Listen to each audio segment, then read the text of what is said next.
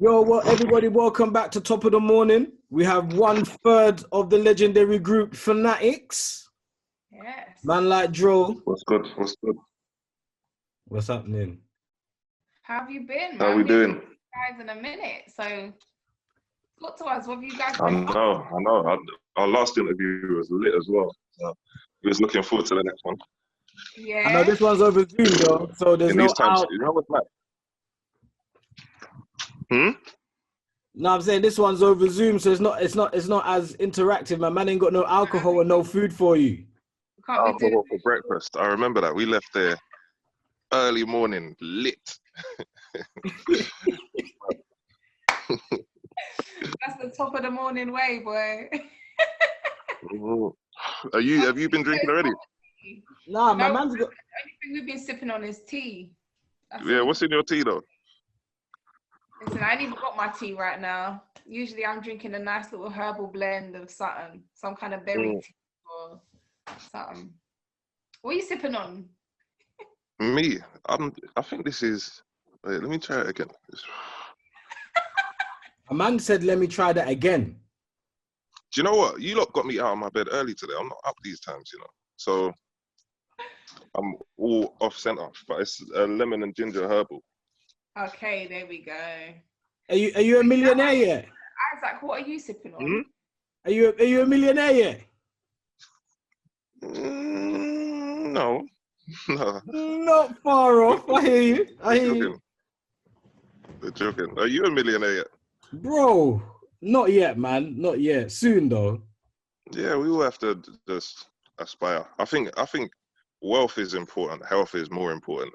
So I'm healthy, and I'm grateful, man. Obviously, I don't know if a lot of people know you got a little one since the last time we caught up. Oh wow. Yeah, 10 months now. That's how long it's been since we caught up. So yeah. So yeah, I'm like I said, I'm grateful, man. He's doing good. He's actually smashing it. Just pulling things down all the time and just smashing it.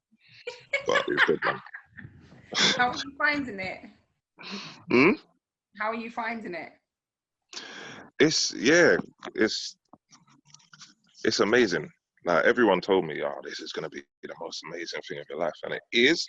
But they didn't focus on any of the other side of it. It was just like, yo, wait till he starts saying this and doing that, and all of that is amazing. But equally, there is a whole other side of it that no one really dwelled on. But yeah, I'm just grateful, man. Oh, I love that. So I'm seeing you lot doing up Dutchavelli and PA Salut. Is that how you say it? PA Salut? Because I always feel like, am I saying it wrong? I don't know. I think everyone says it different. I say parsley, but that's what I say. Is that what you say as well? And I've said it to him, and he responds. So I think that. That's all that matters, isn't it? That's just. Yeah. But yeah, no, you lot are doing bits. I feel like like most days I turn on the radio, I can't like hear any station that's not playing a Fanatix beat. We give thanks. We give thanks, man. Yes. We are working hard, and equally, there are loads of people working hard. So I don't even want to act like it's just hard work that does it. So you know, there's whatever in the universe that's keeping us connecting and hitting. I'm grateful, man. Oh, that's it. I noticed you got this new tune with ZZ, Miss Banks, and is it Quang Face? Yeah. I see you guys in the video. I didn't know that was your lot style. Oh, Do you know what? We've got to start coming out of the comfort zone and being front and center, just because we're working on our own project now. So it's going to be the Fanatix featuring X, Y, and Z, and I'd say we're about 4 singles into that. So it's about to get a bit sticky, you get me? So we need an exclusive, man. We got to start doing this whole Cameo thing and this whole social media. Look what I ate for breakfast today thing. So I noticed that there was only 2 of you in there. Has the situation changed with Fanatix, where or he just wasn't there? Yeah, he just wasn't there. I hear that. Okay. He's good though. Okay. All right. So what about you lot? Where's the other girl? Has you lot situation changed? How come the other guy here? I like the way he did that, you know. I like the way he did that. Yeah, no, it has changed. It has changed. Similar to you, Miss Page had an abundance of joy come her way. Yeah. And yeah, she's just enjoying motherhood, and also she's focusing on her career as well. Mm. Yeah, so Really? Yeah, Oh, man. tell her I said congratulations, man. Yeah, I man. will do. But yeah, so Page is always here, man. So what about you lot? When you lot getting involved in this whole parenthood thing? we're already there. We've been there. Is it? Yeah. We done, boy. Yeah. Yeah, man. Man's in this thing. Man's already there still. Serious? How old you? So wait, how many of you lot got Don't there? seem too happy. Huh? I was like, smile a little more now. Why? No, Man, man's in this thing. Mm. No, he's like, man's there. Man's been there, man. Cheer up. Don't be like Yeah, you that. said it was stressed out. Nah, man, don't be like that, man. Was it that bad? Yeah. It was that, Yeah, bro. man's in this thing, man. Yeah, trust me, I know. Yeah, man. Maybe when I start getting them Fanatix checks, I'll start smiling. Hey, man. No, leave. So What can I when's say? the Fanatix Project gonna be dropping? When are we looking out for that? The first single was supposed to be this side of the new year, but because of travel restrictions and all of that, Yeah. I'm not gonna say who's on the track, but we need to go to Jamaica to do the video. Oi, is it Popcorn? That's my guy. I said nothing. Yeah, I see the smile there. Oh, no, I'm joking. I mean, you guys have worked with so many vibes as well. You know what I mean? So we already know that. We already know the levels, man. We already know the levels. Yeah, so just know we're definitely trying to maintain that bar for our project. And like I said, it's for producers, this is like the step out of the comfort zone where it's now like we're so used to playing the background. Like this whole quarantine thing ain't nothing to us. We've been quarantined for the last 10 years. I don't go nowhere. I just go studio and work. You know what I mean? So that's what we've been doing anyway. But yeah, it's a different chapter, I guess, for the Fanatix, where it's gonna be all up in the videos and rah rah rah. So yeah. Okay. I'm excited to see that though. Yeah, it's exciting, definitely. And the state that the scene is in right now, it's just never been there before, where like there's young kids coming up, literally buying houses for their mums and all of that. So just a really good time. Yeah, literally. So with the Fanatix branding,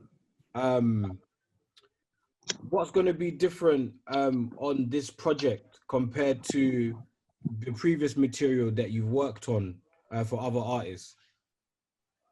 I think in the main, when we've done a song on someone's project and they do a video for it and all of that, like they are the focal point of it. Whereas in some ways, this now has to be about the Fanatix and our journey and what we're doing. Do you know what I mean? So I think it's just, yeah, it will be branded more in favor of us. So what are we to expect that's going to be different? So I don't want to, everybody knows your catalog, or if they don't know, for example, I'll just say like a Vibes Cartel, Chipmunk, Dutchavelli, and there's plenty more that I'm not going to go through your long list of people that you've worked for. But how is your sound going to be how different is your sound going to be? Am I going to get the same similar stuff, like a Stylo G type of like, or bashment kind of thing? Or are you going to give us variety? How are you selecting the artists as well? I think a lot of time when we get in the studio, we don't even know what we're going to do ourselves. We just we just cook up vibes and then kind of show it to the team around us, show it to management, show it to our A&R and everything, and just gauge. Because there are certain songs like that we're personally fans of that don't do as well as other songs that we're like, yeah, this one's hard, but I did prefer that song. So it's not always something we can call. Certain times it's just down to the people and what they feel. Do you know what I mean? Okay. Yeah. And that's something we had to learn as well. Just because we think this one bangs hard. Usually we're right, like we did. But equally, like when we done Touchdown, we just thought it was another day in the studio. Yeah. And that blew Do you get up. me? Yeah.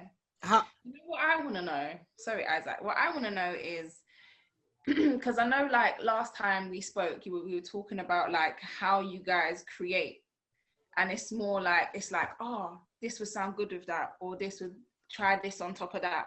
But you do all have your, you know, your strengths and I guess your style.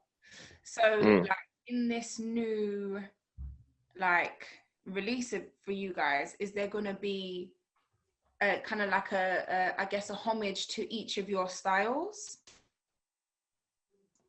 Do you know what's mad? There's certain times, there was a point a few years ago where, because we've got one collective folder that we all put music into, there was a point where without knowing which of the other two did something, I could hear it and say, oh yeah, that was C or that was Masterpiece. But it's, I guess we've rubbed off on each other so much at certain times. I'm like, bro, did I do this? Do you get me? Like, so yeah, we both like we're all kind of standalone. Like we all do make beats separately, but we enjoy making beats together. So to answer your question, maybe that's a shout. Maybe we should do something like that. Yeah, because I mean, like, I think it'd be quite cool to see, especially since you guys are going to bring yourselves forward into the light as well, like to really, from an outsider looking in, to really get to know you guys on that personal kind of, I mean, not that personal, but you know what I mean, like to get to know the Fanatix and who they are and whose influences come where on the track. Do you know what I mean? I think it'd be interesting and exciting for us to, as viewers, to see that. Point noted. How Have you not heard it? Listen, I influenced that, you know, no, I'm joking. how important is it for you guys and producers to be, you know, very not the word well documented, but to get your credits? Are you doing this to further like inspire as well, like other producers to be like, make sure you get yourself out there? The days of staying behind is dead, and you know, getting credits. Do you feel also that producers should always get credits and the titles on YouTube? I think it depends on what you want out of the game. I think from my point of view, yeah, it is important for that. Like the foundation of music or of any song is usually the instrumental. I can't think of a time where an a cappella has, you know, gone through and bust up the charts. It's always based on that initial, what's this? And that usually comes from the beat. Yeah. And then it's just about the artist kind of complementing it. So the producers have basically laid the foundation, built the canvas, and now it's just for the artist to paint the picture. But to me, the two go in unison. And yeah, a lot of the time some producers are quite introverts because they're just indoors all the time and they're not really on being in front of the camera.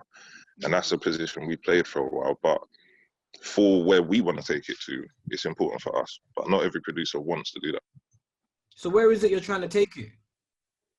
Like to the super producer level. Like I'm not trying to say that I'm trying to be Diddy dancing around in videos.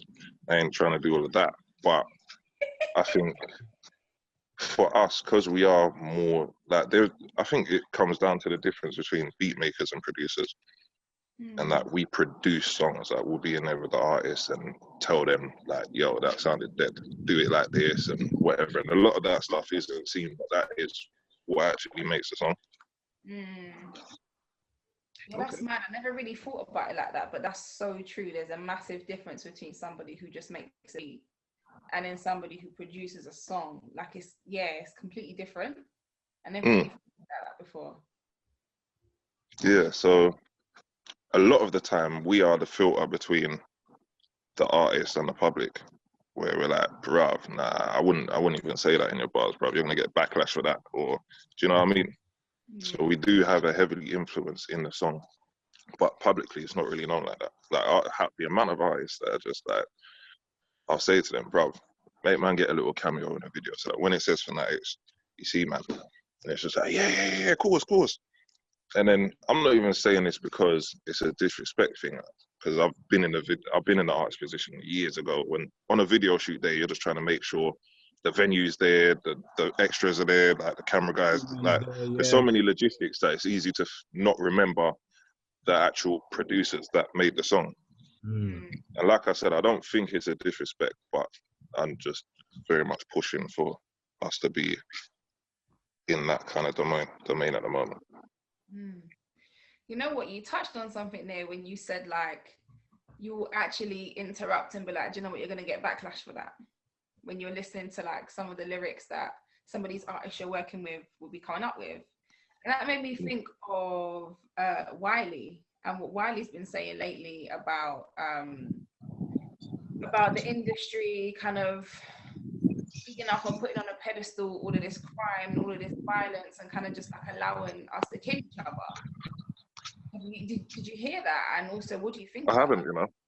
You haven't? So Isaac had posted on ISN like a couple of days ago, Wiley had put out this video, and he's basically just saying, look, like the industry will be happy to watch us kill each other while they sit at home and none of their families are dying. And actually Isaac made a good point the other day, and he was like, look at it, Biggie and Tupac, both of them are dead, but the people who were working around them, they ain't dead. You know, the people who signed them, the people who put in their jobs, the people who push their music and push that narrative, they ain't dead. Like, what do you think about that? Do you think that's true? I think that's a massive debate in itself, just because yes, you can say in some aspects a lot of the music that's coming out is kind of negative, just in the subject matter and you killing each other and all of that, and then talking about it on songs. So it's yeah, that aspect of it is one dimension of it. But then for the listener or the consumer, it's like ultimately music's entertainment. And watching a Scarface film or just any of these mafia films, which is just nothing but violence, could then make you take to the street and start killing people and whatever. But it's down to the individual listening to it and how easily influenced they are. Yeah, I think obviously the music can play a part in it, but equally people are responsible for their own actions. But when it's young, like easily influenced people, that's where the line gets a bit blurry. You get me? It's true. So let me ask you, man. Who's your what artist are you looking at and just thinking, wow, I'd like to work with this artist? Like that's that you haven't worked with yet. Do you know what? I think the last time we asked the question, this one, we asked, who would you like to work with, a dead or alive? And I don't know who it was. Someone was like MJ, Michael Jackson. I can't remember who it was that said that. So actually, yeah, this is a good question. I'm interested to know. Yeah, obviously, like I just think we'd learn so much from him because he was a producer as well.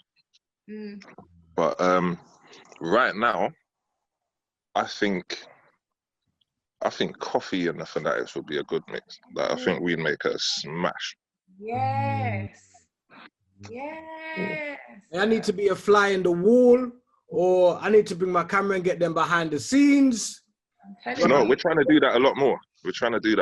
Where we're just capturing what we do in sessions. Like I used to kind of have the reservation where if there's just someone or a couple people in there with cameras and all of that, it just changes the dynamic and the thought process. Sometimes when you just got a camera stuck in your face, you're overthinking what you'd normally just do naturally.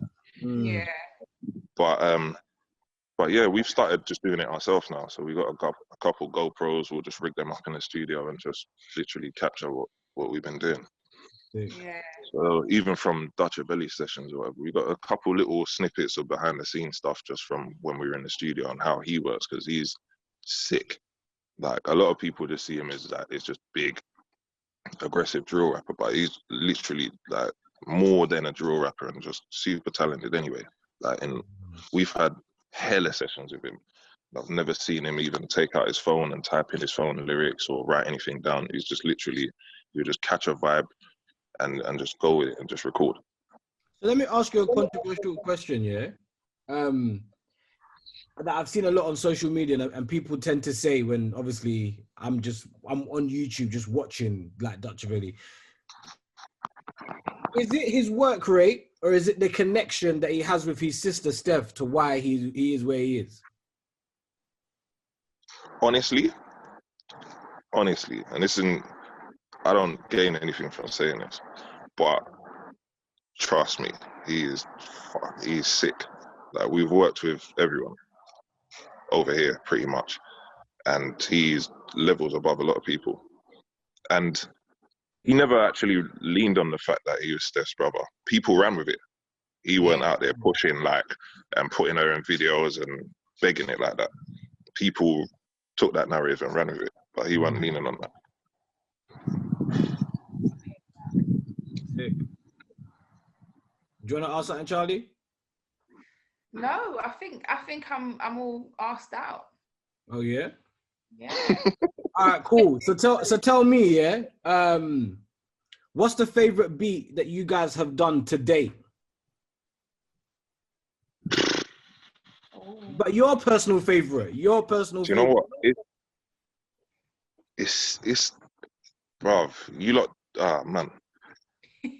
For what we've had released compared to what we've got in the locker. Oh, I can imagine. Like, I swear to you, we could sit down and play music to you lot for 4 days straight without repeating nothing, and it would all be like instrumentals. Like, we've got hella beats. We've got so many beats that it almost got boring in sessions, because we're just like, we're just sitting there flicking through beats, and then someone picks one, and we have to sit there while they're writing a song. So we just started saying, you know what, let's just try and do it more on the spot, so that it's more fun for us. I even bought a Nintendo Switch just to sit in the studio with. No, man, this is counterproductive. I need to be in it. So, as far as my favorite beat at the moment is the your favorite song? Whichever one. Favorite beat, favorite song that you've put together so far that we've all heard. Right now, at the moment, might be, for me personally, you'd have to ask the others, but for me, it's the My Family one. Back Row G and Parsley. Yes, that is fire. You can't keep a straight face. Like, you have to screw your face up as soon as the kick and the bass and everything comes in. It's just a mazza. So that one does it for me at the moment. But there's a few on Dutch's project that I really like as well. I was gonna ask as well, how many tracks did you lot do on was it View from the Fifth? 5 or 6, but in total we must have done about 12 songs with him. And then when lockdown started, that's when we kind of stopped working, because I bumped into him somewhere, and we'd worked before he went to prison, and we were actually going to release something with him, and then whatever happened. And then since he come out, I bucked him, and I just said, bruv, who's your producer? He's like, boy, I ain't got one, you know. I said, bruv, you need a producer. We're your producer. When are we working? And then he started laughing. He's like, boy, I'm free tomorrow. So from there, we just done session after session and built up a lot of what ended up being on the project. And then when lockdown happened, he was like, bruv, let's carry on working. Fuck this lockdown thing. I said, bruv, I got a new baby, fam. I don't know what's going on out here. I ain't working on that. And he's like, bruv, just come step you out. I said, nah, bro. So then from there, he started working with other producers on the project. And then the rest of it got fleshed out. But I was happy that at least the stuff that we did really early on in the process made it to the end. Okay. Because a lot of songs can just get replaced where you're just working with other people and you're like, that one's been pushed off now, and whatever. But we still got the lion's share of it.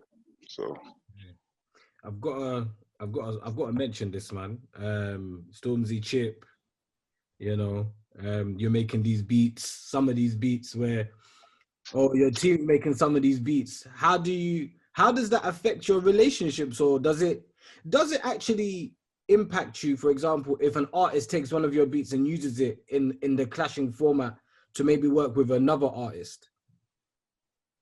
Do you know what? Like, we're part of the culture, innit? And I think things like that can be healthy for the culture as long as it stays as a music situation. Mm-hmm. It's something that people just want to see, innit? It's entertainment. And that's ultimately what this business is. It's the entertainment business. So I think things like that can be healthy as long as they stay as music. Because you guys' beats seems to be some of the beats that it's always, if I know Chip sending, I know I'm due to hear a Fanatix beat, definitely. Like 100%. Shout out to Hey, Chip. man. Like, shout out to Chip. Shout out to Storms. Shout out to everyone that's actually Shout keeping out the to scene Fats, healthy. yeah, And everyone's. having us young people, young black people out here making money, man. Mm. So, like, for example, would it not?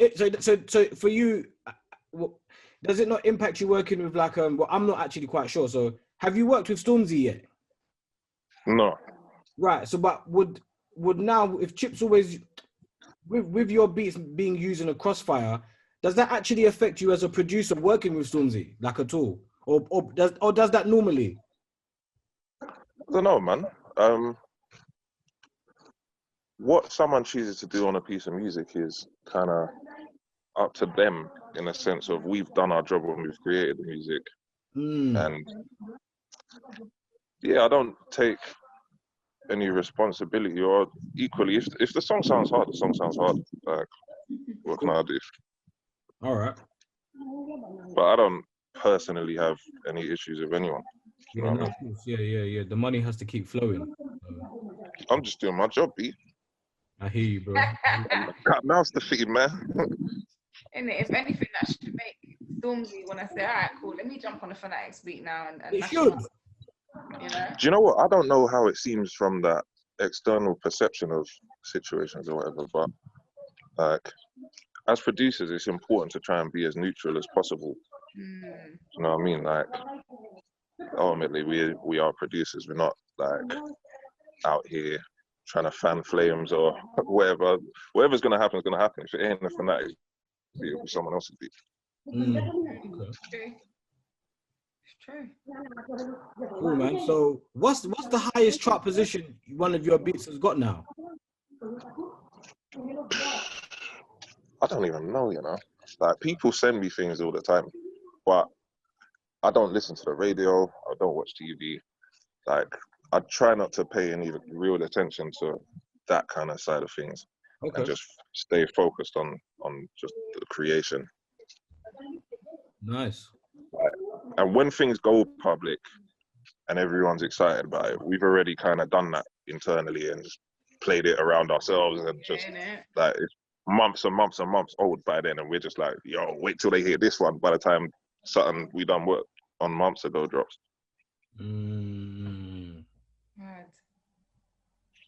Inspiring, man. It's inspiring. So I got to ask you, man. I got to ask you, who do you think from a fan's perspective, yeah? Chip or Storms, man. I got to ask. Well, I haven't heard a response from Storms yet. Well, no one has, but based off the outcome, like, what do you think the outcome could be? You're trying to compromise my neutral position. Innit? What kind of question is that, bro? Man sips tea, shade bar style, yeah? No problem. Question. I understand. I'm trying to get me on you for gossip. No, bro. Loud and clear. Loud and clear. Loud and clear. Oh, that's joke. Have you got anything? All I will say is that kind of lasting as long as Chip has lasted is testament to his ability. And Stormzy's earlier in his career, so it's kind of, I don't think it's even fair to try and call that, but it is like, Chip is an OG veteran in this thing. Definitely. And Stormzy's probably got years left in, do you know what I mean? So they didn't start at the same point and come up through the same era. Like, we're in a different time now. When Chip was doing his thing, Channel U, they weren't the grime dailies, link ups and all of that. They weren't really those platforms, so it was a harder jug. And a lot of the stuff that him and his peers at that time went through is what's built the scene to what it is now. Do you know what I mean? Any other questions, Charlie? No. I mean, when lockdown's done, let's link up. Let's do a tribute to the old morning drink up. Yeah, man. Definitely. Yeah, man. Oh, actually, how has COVID affected the industry from your perspective, actually?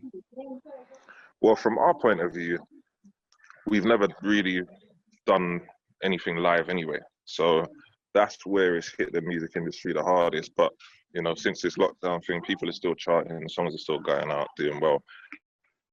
So I think it affects the artist more so. But where we're kind of stepping into that realm, and we're gonna have to we'll be doing like live DJing sets and all of that. Trust me, our set would be peppery, bro. If you just imagine all of the songs that we've had released or whatever that have been mashing up the dance or whatever, our DJ set's gonna be mad. So hopefully this thing just blows over quickly and we can just get back to normal. You know, me and Charlie need But yeah, as far as us being affected, me and Charlie need exclusive access, bro, to all of these sets, events. We've been supporting from day, man. We need to bring him. Yeah, of course. We don't do interviews on that, bro. I'm in my house, man. This is as exclusive access as it gets. Respect to that. Nah, we will talk. Respect, man. I mean, I'm there. Whether I gotta buy a ticket or whether I get my little exclusive pass, I'm there. No, definitely. Like, that's the thing as well. We are aware of who does support our thing and everything, and we genuinely have nothing but love for you, lot, man. Really appreciate it, because there are so many talented people doing what we're doing. Like, it's not like I take it for granted and think, yeah, man's heavy, or just like our position very much at all times is in question, and that's why we just don't stop. Like, we have to keep going. So everyone that does support and keep awareness on what we're doing, is appreciated. No doubt, man. Well, look, thanks for your time. I've run out of questions for you, man. But respect. Everybody like, comment, share, subscribe. Shout out to man like Dro, 1/3 of the Fanatix. Yeah, number one hit makers. We're coming, man. Trust me, we are nowhere near slowing down. We got too much to drop. Imagine I'm in the car dropping my daughter to school today. Like, oh, I was like, Mama, that's Fanatix. She's like, what's that? I'm like, okay, so trying to explain to a 7-year-old the difference between an artist and a producer and somebody who makes music. And she's like, oh, okay, so you're going to talk to them today? I was like, yeah. Yeah, big up your daughter. Innit? Bye. All right, man. Enough love. Thanks for coming and chatting to us. No problem. Thank you for having me, man. Cool. Bless, man. Stay blessed. Take it easy, man. Have a nice day. You too, man. Bye.